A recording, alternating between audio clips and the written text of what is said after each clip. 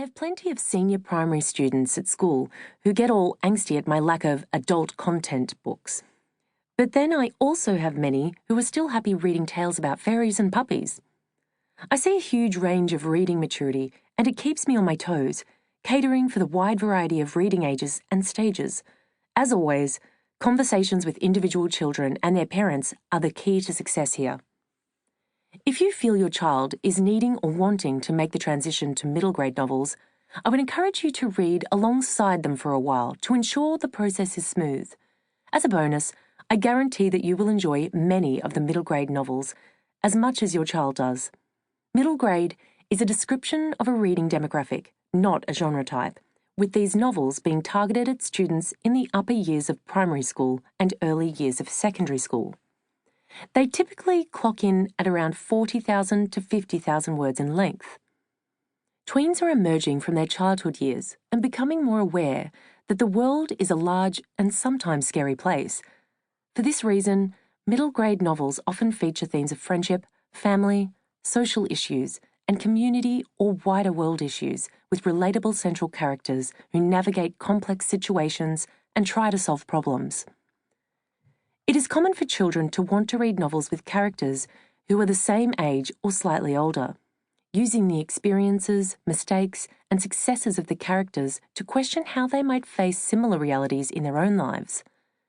Tweens and teens want independence and the space to take risks, but also want to receive reassurance both in real life and in their reading choices. Through the vicarious experience offered by reading novels, they have the opportunity to step into other people's shoes and walk with them, developing empathy and understanding. I overheard a conversation some years ago in my library that has always stayed with me. It was between two 11-year-olds, and one was recommending the other a beautiful middle-grade novel called Mother's Day, Anne Brooksbank, saying, "I think you should read this book. It's got a divorced family and the main character is trying to work out what is happening with her mum. It's a little bit like what's happening to Maggie's family, and I actually feel like I kind of was in Maggie's head when I was reading it."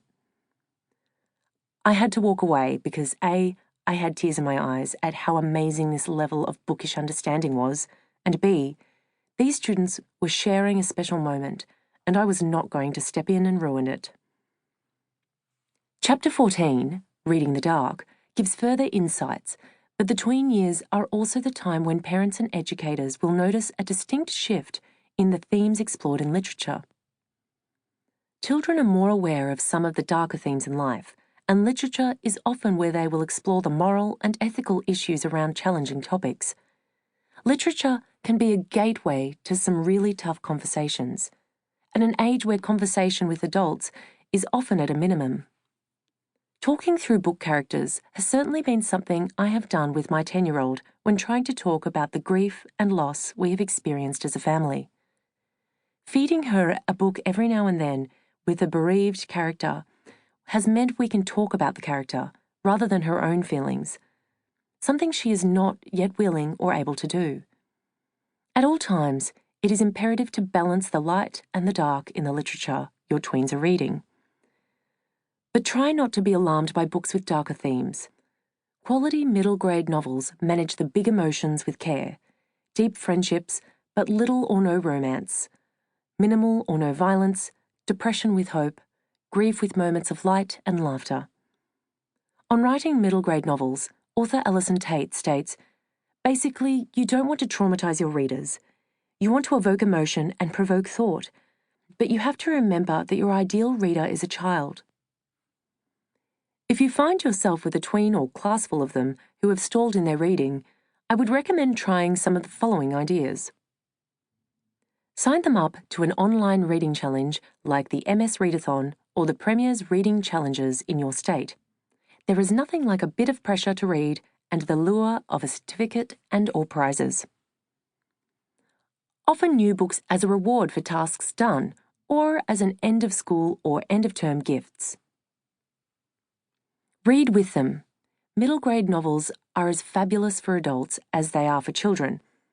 Think of the success of Harry Potter in the adult market. This comes back to what I have said earlier about being a reading role model, but it also shows your tween or teen that you value the books they read.